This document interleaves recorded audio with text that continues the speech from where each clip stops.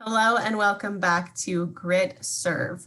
Grit is the Greater Resilience Information Toolkit, and Grit Serve is our resilience program specifically designed with emergency responders and military in mind. Grit Serve is intended to teach individuals how to reach out and support other people in their community, specifically in this case, emergency responders and military. That might be your own loved ones, your family members, your friends, coworkers, neighbors. Maybe you yourself are an emergency responder or military and you'd like to learn steps to reach out and connect with other people in your own unit. This program is designed to address some of the stressors and experiences these populations experience and how to specifically reach out and support them. We designed Grit Serve here at the Lyda Hill Institute for Human Resilience in connection with the Meadows Mental Health Policy Institute and One Tribe Foundation to make sure that we are discussing the specific stressors and experiences emergency responders and military may experience during times of significant stress and trauma. If you haven't yet, pause here and check out modules 1 and 2. Module 1 talks about why we created this program, how the logistics of Grit, as well as the psychological principles of psychological first aid. And module 2 gets into how to start reaching out and making those connections, as well as talking about stress and resiliency and self-efficacy.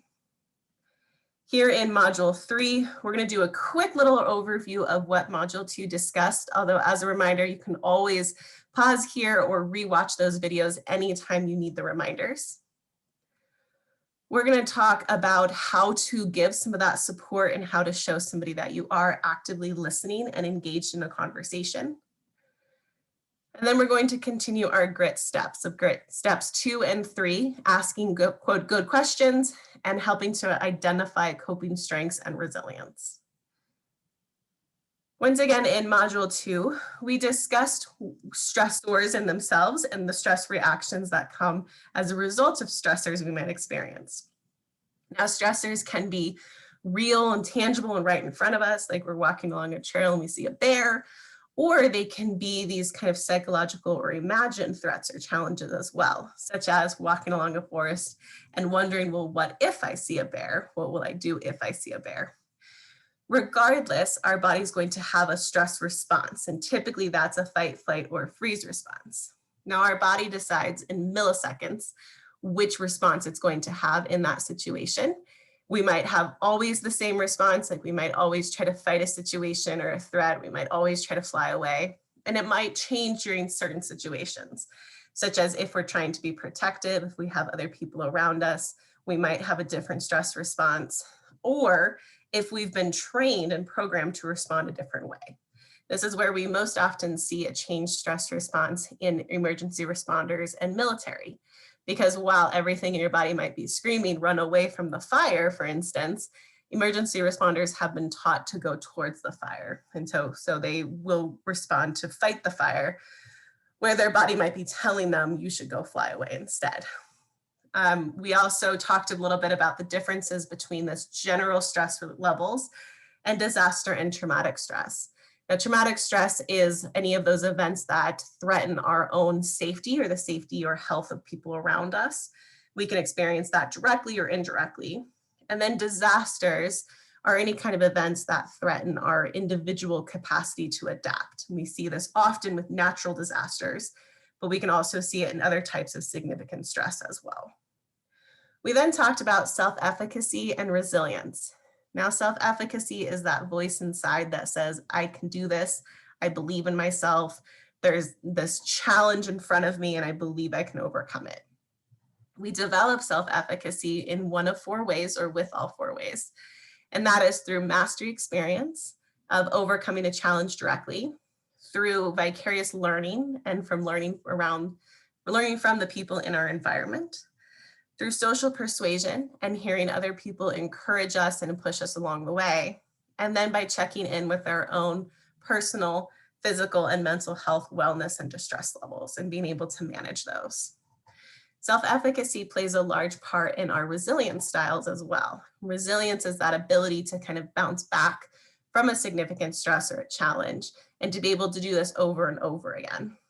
We develop resilience through flexible coping mechanisms, through reminding ourselves what got us through dangerous or significant challenges in the past, being able to reach out and support other people, and again, by tapping into our own levels of self-efficacy and self-worth.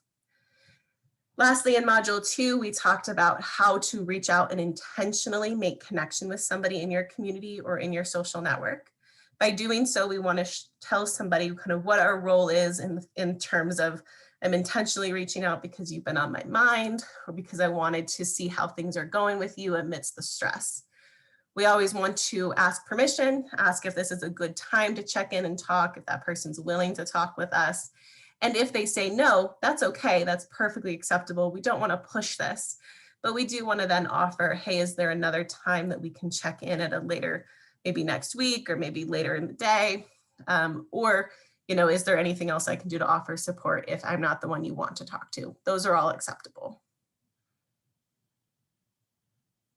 So starting here in Module 3 and simply providing support. Now we talk about providing support, we kind of throw that word around.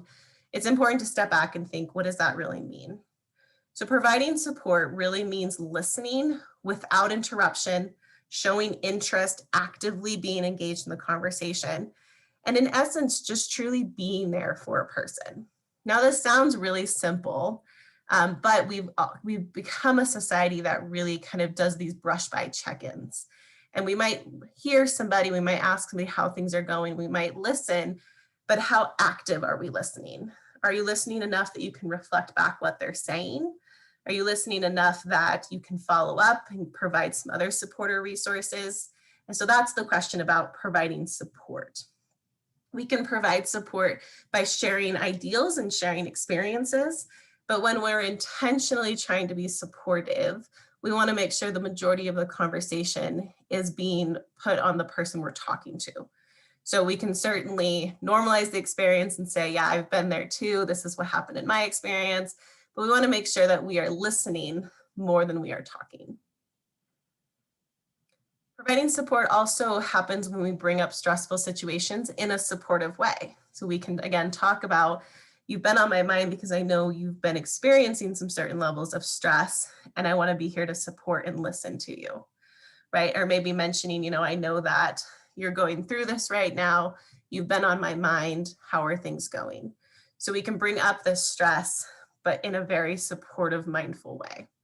We want to be cautious because I think we can also get into what I like to term a negativity spiral, where when we're talking about a certain stressor, or we're sharing opinions with somebody, we tend to really just focus on the negative, and just that's what the conversation tends to be rooted in.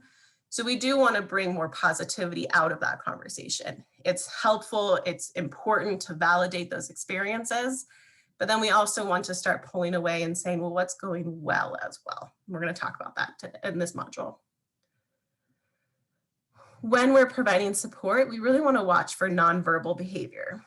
As we talked a little bit about in Module 1, this is really important when we are wearing masks as well, because so much of our face becomes covered, and a lot of our nonverbal behavior becomes covered up in some of those situations. So we can watch for other types of nonverbal behavior. What I mean by that is somebody open, their body language is open to share what's going on, or are they feeling really closed off, right? Arms crossed, legs crossed, avoiding eye contact, things like that. Versus, again, open, leaning into the conversation, different tones in your voice, showing inflections, showing interest based on your body language. If somebody is feeling a little bit more closed off, maybe they're talking, but they're feeling like they're very closed, maybe just checking in on that and saying, hey, is this actually a good time? I certainly don't want to interfere with your day. Just letting them know, I'm noticing that your nonverbal behavior feels a little off right now, and is there anything we can do about that? And then again, we want to be aware of how much we're talking versus listening in that conversation. It's only natural to have a back and forth conversation that feels good for us. That's how we connect as humans. But when we're trying to be intentionally supportive, we want to make sure that the majority of the talking is being done by the person that we're trying to be supportive of. Couple of do's and don'ts. For the most part, this is simply a human conversation. We're just being more intentional about it. So a couple of do's, of course, we want to listen without interrupting, and we want to offer support. Whether somebody takes that support or not, that's fine. But what we're doing is showing that, hey, I am somebody who's willing to sit here and listen to what's going on in your life. And I would like to support and give you some resources in doing that. We want to make time for other people to talk. So being really aware of kind of your own time restrictions and the time that somebody else has. If they have only 5 minutes, maybe we want to do just a quick check-in and then say, is there a time that we can talk for longer later down the road? And if you yourself don't have a lot of time, respect that for yourself as well, right? If you truly only have 5 minutes, then again, maybe it's a quick check-in, or maybe it's an ask that, can we talk more significantly at a later time? We want to support another's feelings. This is where it kind of goes back to helping normalize experiences. We want to support when somebody's feeling stressed or anxious or a little down in the dumps or frustrated. We want to validate those experiences as much as we can and say, it's understandable, or I think I can understand where you're coming from. We want to be a little careful with some of that language, because especially if we haven't been in the same shoes as that person, we don't want to assume that we know how they feel, but we do want to support when those feelings come up for them. We want to manage our own anxieties, fears, and worries. So if you yourself are feeling a lot of anxiety with some of the stress that's going on, maybe you need to get some support before you can really extend yourself to other people. And if that's not the case, if you do have anxiety, but you're kind of coping with it, just acknowledge if and when that conversation is starting to heighten your own feelings. You want to share those concerns that you yourself feel and work to normalize some of the feelings, again, without taking too much of the conversation towards yourself. And then again, respect the decision to contact at a later time. That's always okay, as long as we're both respecting each other's time and space. A couple of don'ts. We don't want to try to solve or fix someone else's problems or feelings. This is kind of an innate human nature, because we tend to be fixers. But for a lot of conversations, it's simply validating and listening. That's really important. We can offer resources afterwards, right? But we don't want to come in and just immediately try to fix it for somebody, as much as we might want to and as much as we might think we have the right answers. First, we simply want to listen to what's going on. And then you can say, these are some things that might be helpful. We don't want to change the subject when someone does begin to share feelings that can feel very invalidating to somebody. So if somebody is starting to share, the pandemic has made me feel very anxious. I worry a lot when I go home, things like that. We don't want to immediately change the subject, because what we're cueing is for that person to stop talking about how they're truly feeling. And that can feel, one, very jarring, and two, as I said, really invalidating. We also don't want to demand that other people talk when they don't want to. It's completely acceptable that this might not be a good time for somebody, or they just simply might be really private and not wanting to share. That's okay. We just want them to know that we're there to offer support if and when they are ready.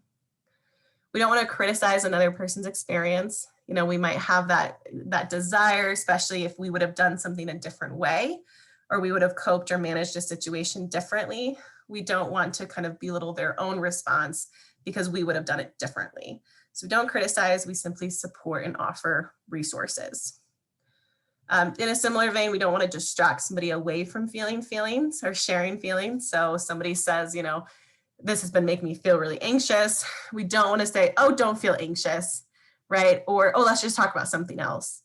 Because again, the intention behind these very meaningful connections is that we give somebody the space to actually share some of those concerns. We don't want to attack or punish someone from having those feelings, even if they're feelings that we don't agree with or we have a struggle to relate with. And then we don't want to assume that people will respond positively immediately. It's a little foreign to really take the time to share what's going on in our lives. We don't always have that opportunity, or we don't always have a safe person to share those experiences with. So it might feel very strange for the other person to do that in the beginning. And we simply want to encourage, again, that we are here to provide support and listen if and when they're ready. We also want to give space when needed. So again, we don't want to assume that people will immediately be positive to our outreach. We simply want to outreach anyway and say, I'm here. And if they decline that offer for help, it's okay to respect that decision and indicate when they can contact you, where they can contact you later if wanted, or other resources that they could use instead. So again, maybe you're talking to a coworker and there's a lot of things going on, but they don't necessarily want their coworker to know. We can give some resources of other places that they can talk to as well. Now, don't feel obligated to know what all those resources are. There's a ton of resources in your book. We'll talk about more in later modules. So when I say we can offer support and resources, that's what I'm talking about. So you can check out your workbook, see what kind of supportive pieces are in there at the end, especially in the appendices, there's lots listed.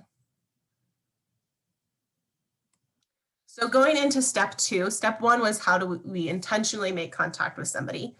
Step 2 is how do we ask good questions, right? Because there's good and unhelpful questions, and we want to make sure that we're intentionally asking good ones.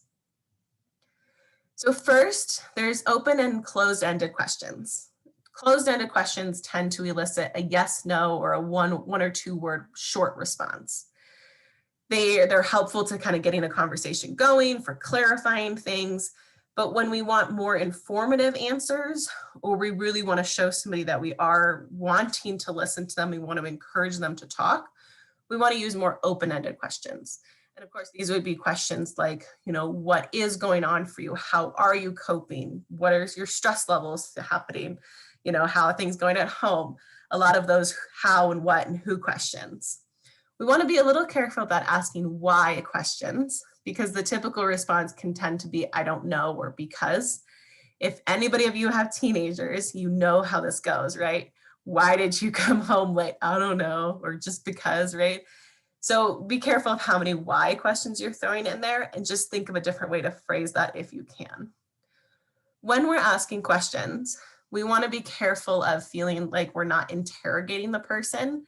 So we want to throw a couple of questions out there, but then kind of sit back, give them time to respond, give them time to think about the answer, and don't pepper them with the next question. It can feel like you're kind of crossing things off the list, can feel like that person's being kind of attacked, not intentionally, of course, but feeling like they're a little being interrogated. We want to be cautious of our judgment style. And this is very much kind of how we ask the questions and what is our voice tone when we ask the questions, right? So there's a difference between, are you feeling any kind of stress from the stress you're experiencing versus you're not feeling anxious about what's going on, right? Right. So there's different ways to phrase those questions. One can feel a little bit more judgmental than the other. Again, we don't want to ask too many questions. It can feel overwhelming. And we want to make sure the questions we're asking are intentional, right? They really are asking to keep the conversation going, encourage the person to talk, really get down into the meat of what's going on for that individual. So some good questions you can ask. And again, the intention here is that we're slowing the conversation down. We're not doing one of those drive-by check-ins, those quick check-ins where we simply say, hey, John, how's it going? John says, I'm fine. How are you? And I say, great. And we go on with our day. This is intentionally slowing that down. So, hey, John, how's it going? John says, yeah, it's been a Monday. What does that mean? How are you doing? Right? What's happening for you? The stress has been overwhelming lately. Have you been feeling it? And what is most distressing for you? Or gosh, it sounds like there's a lot going on for you. How are you handling it emotionally? And we can always ask too, what have you been doing to relax? How are you coping? What brings you joy? How are you getting some enjoyment out of your day? These are all intentional, relevant questions to slow down the conversation, elicit more of a response, and show somebody that you would like to know more. We also want to then pay attention to the receptiveness of that support. So we want to pay attention to the nonverbals to see how that individual in the conversation is reacting. So if they're pulling away from you, if no matter what kind of questions you ask, the responses are very short or clipped, if they're not making a lot of eye contact or they're checking their watch or their phone, then they clearly are not engaged in the conversation either, or at that time. And it might be that you can offer a different time to check in with them. It might be that you're just not the right person to check in with, and that's okay. So we can check in with them if you're feeling like they're not being receptive, right? And asking, hey, is this not a good time? That's okay to ask. Is there somebody else you'd like to talk to? Because I really want to give you that support. Those are okay questions to ask. We also want to check in on how our own nonverbals are going, right? If somebody is trying to share, but our phone keeps going off, or, almost all of us have smartwatches now, and if our smartwatches keep buzzing, we might be showing that we are distracted, even though we don't intend to be. But whenever, the listener looks distracted, the speaker starts to feel a little jarred from that as well. So pay attention to how your nonverbals are in that conversation too. As a reminder, when we ask questions, intentional questions like this, we're promoting that level of connectedness. And that is one of the core principles of psychological first aid that we had talked about in Module 1. So I want to pause here and ask you to self-reflect for a little bit. So you can pause the video, fill it out in your workbook, or simply think about this question. But what are some ways that you can tell if someone is engaged in a conversation? What would you look for in a virtual conversation, for instance? So in a real one-on-one person conversation, some of the nonverbals I tend to look for are, again, I mentioned it, how open or closed off somebody tends to be. So closed off tends to look like arms and legs crossed, maybe leaning back, maybe looking away from the speaker or from whoever you're talking to. And open body language would look more like arms are resting, hands are open. Somebody might be leaning in, or if they're leaned back, they're maintaining more eye contact. Eye contact is a little bit of a cultural thing as well. So some cultures aren't comfortable with a lot of eye contact, and that's okay. We want to kind of pay attention to that too. But that's typically what open body language looks like. Now, in a virtual conversation, of course, we're a little bit more limited. You can't see what a lot of my body language is doing because you're only seeing me from neck up, right? So in a virtual conversation, especially if it's video, we might show that we're leaned in. We might try to get closer to the screen, try to maintain more eye contact with the screen. Again, pay attention to what's going on in your periphery. If you have your phone on or your smartwatch on, or there's kids in the background or your dog's barking, those are ways that you might unintentionally disengage from a conversation. So we can limit those distractions if and when at all possible. If it's more of a text or a phone call conversation, we just want to pay attention to what is our voice inflection looking like, what are our words sounding like, right?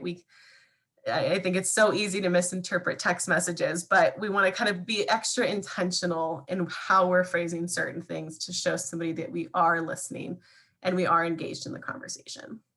So again, pause here and think about this for yourself. What are ways that you become engaged in a conversation?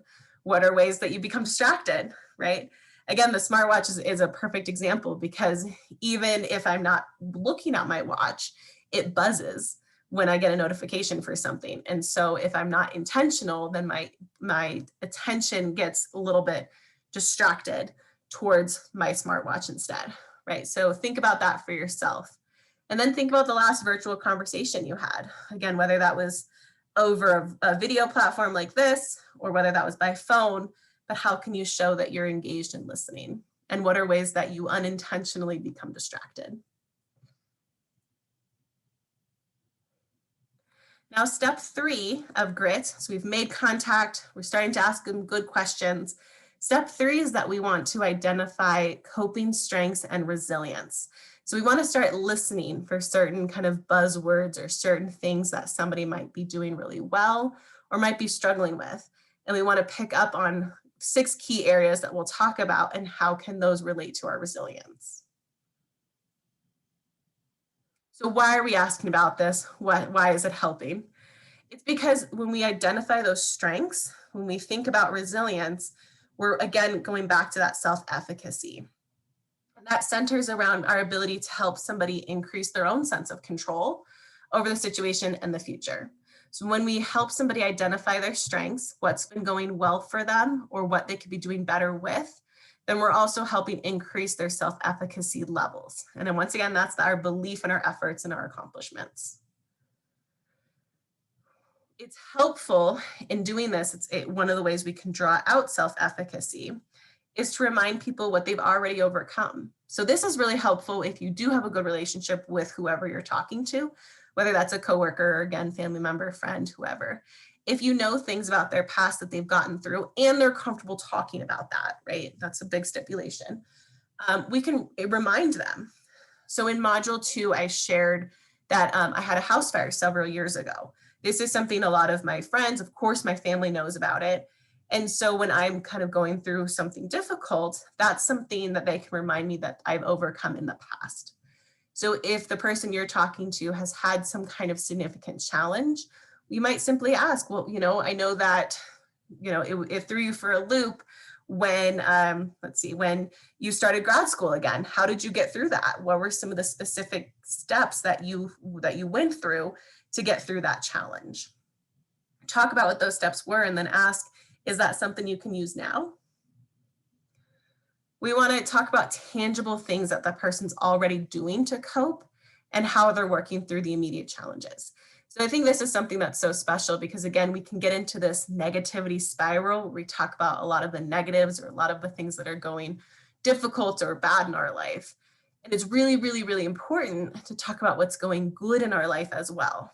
So maybe I feel like I'm failing at all, but I am, as a priority though, I'm having dinner with my family every night. That's important. We want to pinpoint that. We want to say, hey, I know and I hear and I acknowledge that right now is really difficult. And it sounds like you have made it a priority that you spend some time with your family. That's really important. Maybe that's sleep. Maybe that's healthy eating and drinking. We're going to talk about what are those other steps. But we want to really encourage that kind of behavior. We really want to pinpoint that out for people. It sounds like this particular thing is going well for you. How is that right? How's that going? And then we want to help remind somebody and develop and utilize those strengths and coping skills to add to that sense of resiliency. So again, maybe my priority is that I'm eating dinner with my family every night, but it's been fast food lately because I don't feel like I've had the time or energy to cook. Okay, so we've got one thing that's going really well, and that is prioritizing family. And we have something that's not going so well, which is we're eating fast food all the time. So what are some coping skills we can utilize for the food part, right? Is there a meal prep kit that they can look into? Is there ways to, prep some easy dinner meals so that they don't have to spend a lot of time or energy on it? Some of those kind of ideas. When we notice strengths, it increases that resilience level. It helps us develop and utilize coping skills, and it adds to a sense of resiliency, a sense of I can accomplish this, I can get through this. We can help the individuals in our life notice these things about themselves by checking in on what those actions and supports are and how it's working for them. We don't often see it in ourselves. We don't often take the time to think about what am I doing well? We think about the stress, we think about what's been going hard and difficult. For someone else to show us what we are doing well can be really, really powerful, can feel really encouraging, can boost our self-efficacy, our motivation, our self-worth, to acknowledge, hey, it's been hard, but at least I'm doing this, and this has felt really good. So when you're having conversations with somebody, we want to start to discuss these strengths. We want to listen, support, and encourage certain resilient behaviors. So we're going to identify 6 here, but there's so many out there. And this is something I also talk about a lot with coping skills, right? There are hundreds and thousands of ways to cope through stress. We're going to talk about 6 that tend to be pretty helpful.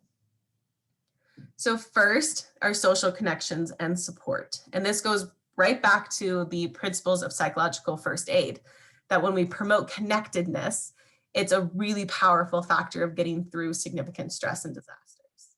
So we want to show people or showcase the social connections and support somebody's receiving, whether that's their family members, whether that's a support group, professional services, their coworkers, whoever that might be for them. If they're struggling, asking what are ways that you can boost this social connection, right?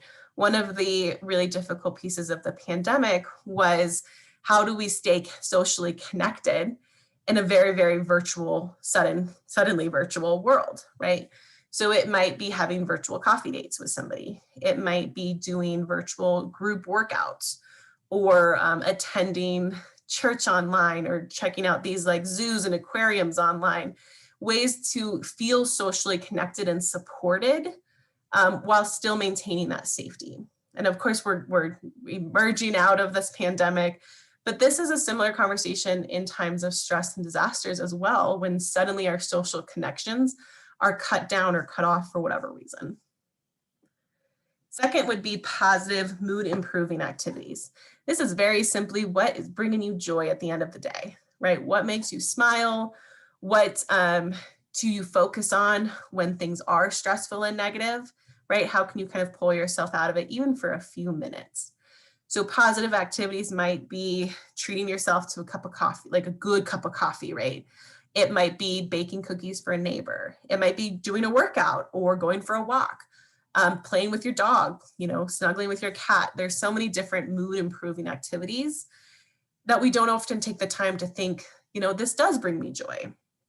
So it's one of my favorite questions to ask. It's something my own boss would often ask: what is bringing you joy today?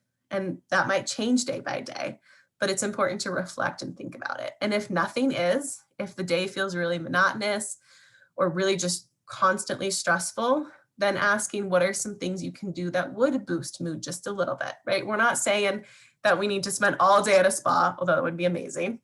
And again, self-care can certainly be bubble baths and things like that. Those all feel good. But are there other things, right? Does it feel good to sit down and eat lunch away from the computer? And is that something you can do more of? Number 3 would be calming and relaxing. And again, this goes back to one of the principles of psychological first aid, is how do we calm or relax ourselves? When we have a stress response, when we're exposed to stress and our body needs to adapt to that stress level, it turns on the sympathetic nervous system. This is the part of the body that says we're getting ready to fight, flight, or freeze. When we purposefully and intentionally calm and relax ourselves, it turns on the parasympathetic nervous system that says, you're safe now, rest and digest. So we can promote that parasympathetic nervous system by intentionally working on calming and relaxing. And again, there's so many different things we can do for this. Maybe calming activities for you is going for a walk. Maybe it's sitting in your car for 5 minutes of silence, right? Anything that kind of brings a little breath down for you. Can certainly be things like yoga, meditation, mindfulness. All of those are wonderful. Mindfulness is just simply focusing on the present moment, not thinking about the future, not thinking about the past, simply acknowledging what's right in front of us. It can sound really silly, but it gives our body a moment to breathe, a moment to not think about anything, and that can feel really relieving. And calming activities can be other things too, like screaming into the void for a second because it's releasing this energy. But the intention is, how can we bring our body down from the stress response at the end? Healthy eating and drinking. So we have this tendency to really separate mind and body, but they're connected, right? What impacts our mind impacts our body. And what impacts our body impacts our mind.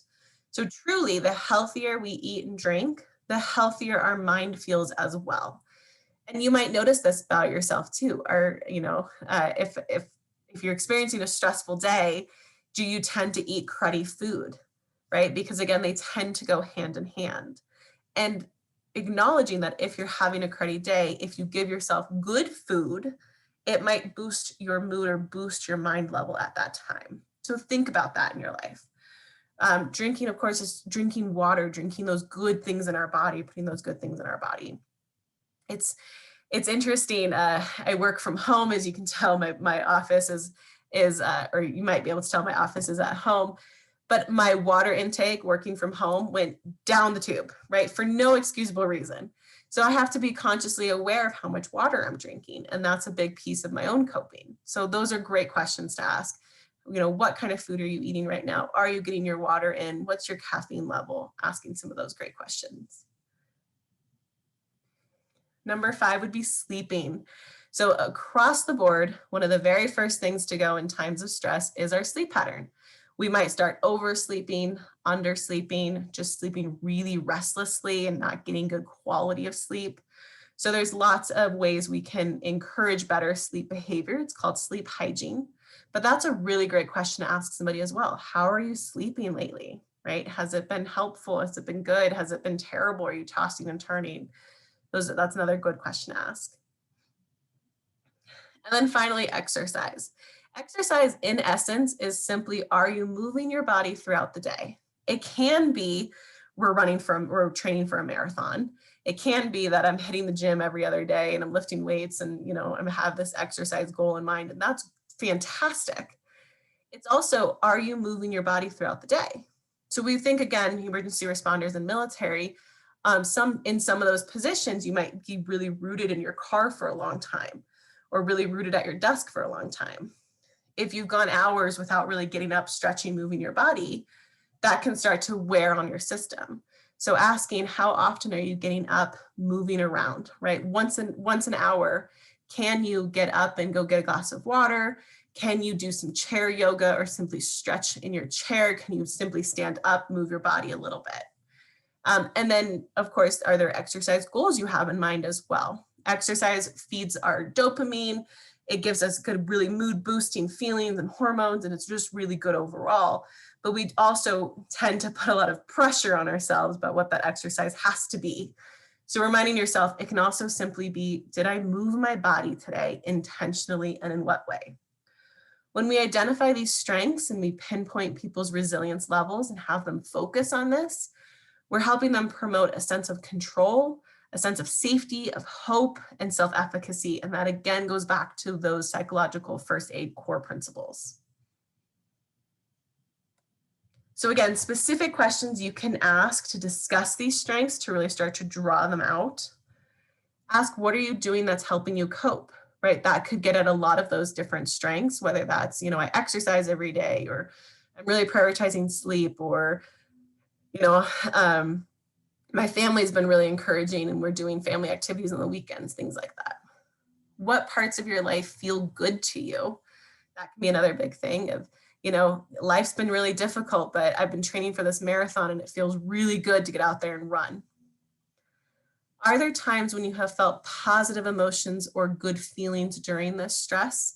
Again, that helps us draw out of the negativity spiral. So if you're feeling that somebody really is rooted in that negativity, that's a great question to ask to start to pull them away from it. Again, we want to validate and understand what that stressful negativity spiral is. We just don't want to spend the entire conversation on it. Have you been able to offer support to anyone else who is struggling? So this gets back to that level of that part of resilience, where the more we help other people, the more we feel supported and resilient ourselves. Who has been especially helpful to you in getting through this? Maybe that was a family member, a partner, a spouse, a friend, a dog, whoever it might be. Hey, my dog gets me through stress all the time, right? So who's been helpful? And then my favorite question to ask, in your past, what difficult experiences have you been able to overcome? How did you get through that? When somebody is sharing and talking, in this third step, we simply want to look for those opportunities to expand on their strengths. We're going to get to adding to those strengths in the next module. But first, we want to simply listen to what those strengths are and start to pinpoint them. So how's that helping you? Right? Yeah, it's been stressful, but I've been training for this marathon. Oh, how's that been helping? Well, it gives me something else to focus on. It makes me kind of exercise every single day, right? So encouraging some of that. Can you tell me more about that? Of course, that just elicits hopefully a more rounded response, shows somebody that you'd like to know more. What exactly did you do when you were able to overcome that experience in the past? So some of those questions just helps you draw out more of those strengths, encourage the person to share. So I'm going to show another role play here between myself and law enforcement officer Clint. So you can see what steps 2 and 3 sound like and can look like. And then of course, I encourage you again to pause and practice, or after this video, practice for some time, whether that's simply out loud to yourself, talking to your dog, or grabbing somebody in your vicinity and just saying, hey, we're just getting these words out, working on some muscle memory. So you're going to see Clint and I go through steps 1 through 3 here, where we initiate contact, make some connection, ask some questions, and start to pinpoint some of these strengths.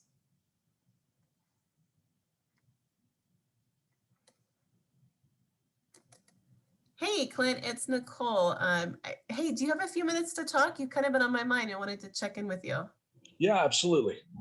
Awesome. Well, I've just been sitting here reflecting. I've been working from home since the pandemic started, and just thinking about kind of the stress that's been going on, and I really started thinking about what law enforcement's going through, and that of course made me think of you and kind of what you and your crew have been going through lately. And I just can't imagine the stress level of being out there every day dealing with it. Is it okay to just check in with you for a little bit? Do you have some time?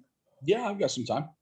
Cool. Well, dang, just tell me how it's been going. I mean, like I said, you're there on the front lines. I'm behind my windows. How are things out there? Things are a little stressful, but just taking it day by day. But yeah, I mean, it's getting a little stressful. Yeah. Been a little stressful. Can you tell me more about the stress? I mean, I can use my imagination and kind of think about what you guys are going through, but what are you going through? Well, with everybody getting sick and stuff, it means longer shifts or unexpected overtime has been happening. Mm. Having to wear masks to talk to people is definitely a little bit more difficult. Trying to talk through the mask to our population and to coworkers as well. It's things get lost in translation sometimes. Oh, I can imagine. Not to mention the more you talk, the more it kind of heats up, and I'm sure Absolutely. that's really overwhelming. Mask moves around. Yeah. Yeah, yeah. No, there's so many different masks out there too, but I don't think any of them really help us communicate any better than the other. Yeah. Yeah. All right. So yeah, PPEs and then you mentioned overtime too. Are you guys pretty short staffed with people having to go out on quarantine and all of that? Yeah. Obviously there's call offs because there's people are sick and, some people have to take extended time off because of, they get COVID and they have to be out for anywhere from 5 to 14 days, just depending on the situation. Yeah. So it causes a shortage and causes us to have to pick up the slack more or less. I can imagine. And you guys were already pretty short staffed, so this must feel really extreme now. Yeah, it definitely. They moved us to 12-hour shifts for a short time, which when you're used to working 8-hour shifts and then maybe 12-hour shifts, it's definitely a strain, and things get mixed up a little bit. I actually ended up having to work nights. I haven't worked nights in about 8 years, and it was pretty tough, but I managed. You're managing, Yeah, man. Gosh, what an adjustment, and pretty quick adjustment too. It sounds like. yeah, yeah. How are you managing? What are you doing at work, at home? How are you getting through some of that stress? Well, I mean, I've been trying different coping methods when I come home. Try to take a shower when I get home, exercise. I've been turning off the TV at night to try to get better quality sleep and Mm. listening to audiobooks. Things like that. Yeah, I've heard listening to just audio versus having like the TV playing can be really helpful because you reduce all of the like that artificial light in your face. Yeah. Heard that really can increase your quality of sleep. Have you found that to be true? Absolutely. When you turning off the TV and that light, because there's things in the TV that'll wake you up because gets louder as you're falling asleep somehow. I don't know how that works, but definitely turning the light off has been a big thing. And going Mm. to audiobooks where they're a little bit more monotone and they're speaking, it helps put me to sleep faster. Well, that's good that you have found a way to kind of make the sleep go better at least. I know everybody I talk to across the board, when they're feeling stressed, sleep is like the first thing to go out the window. So that's awesome that Yeah, you have found a way to kind of keep that as a priority. yeah, And absolutely. then I heard you mention exercise too, right? Have you been able to, those 12-hour shifts, that can't be easy to get Yeah, yeah. exercise. So it definitely changes up your day and how much time you're at work and away from work. And with longer shifts, you know, exercise. I've been trying to exercise, but that also kind of goes into what I had to eat the day before too, and Mhm. That habit really kind of gets out of sync sometimes with those longer shifts. But yeah, exercise definitely. I do it when I can. Really try to at least get the very least 10 minutes something. Mhm.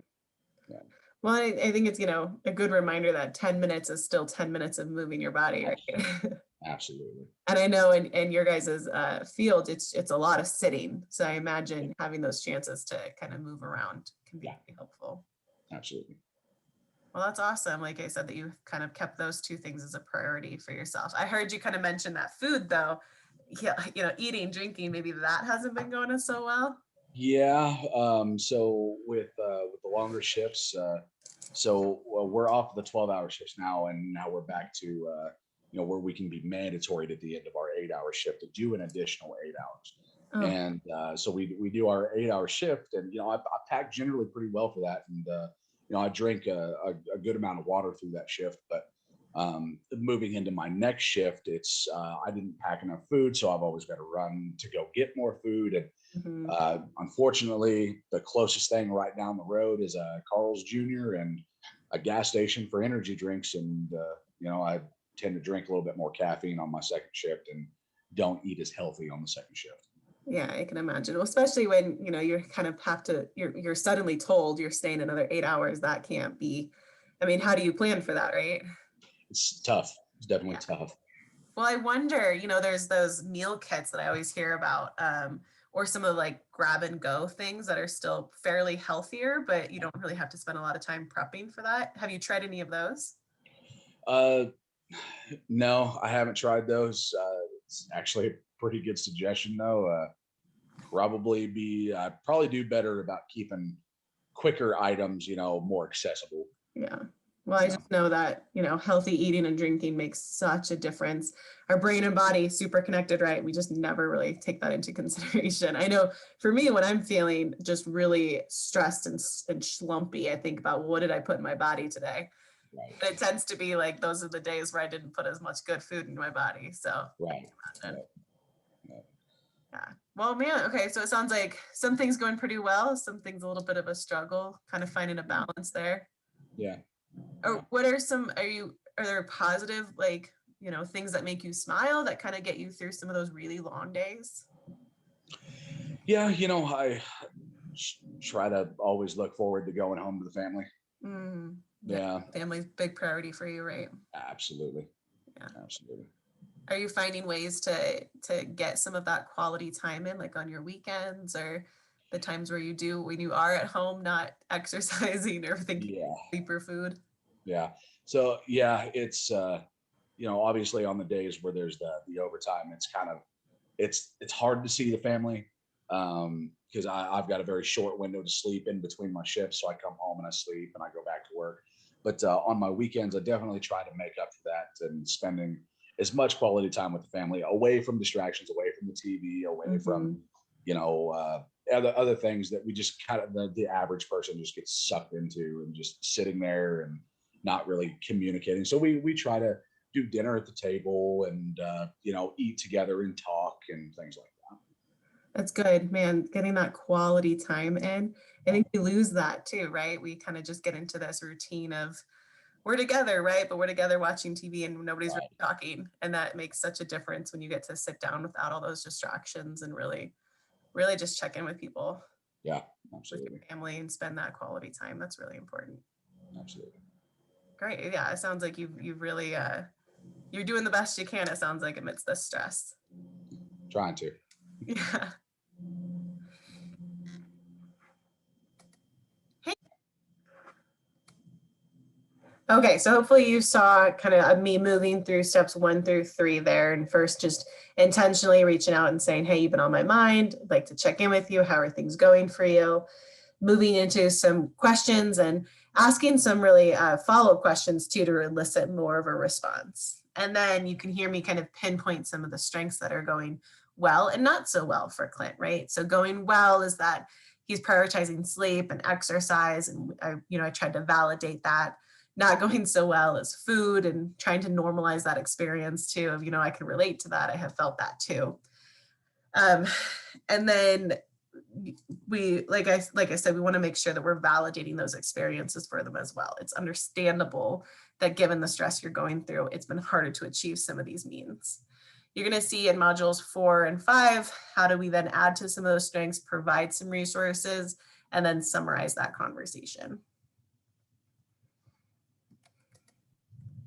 So that brings us to the end of module 3 here. I encourage you to take some time and think about what were the main takeaways from module 3. You know, what did you reflect really well on? Is there anything that you'd like more information on?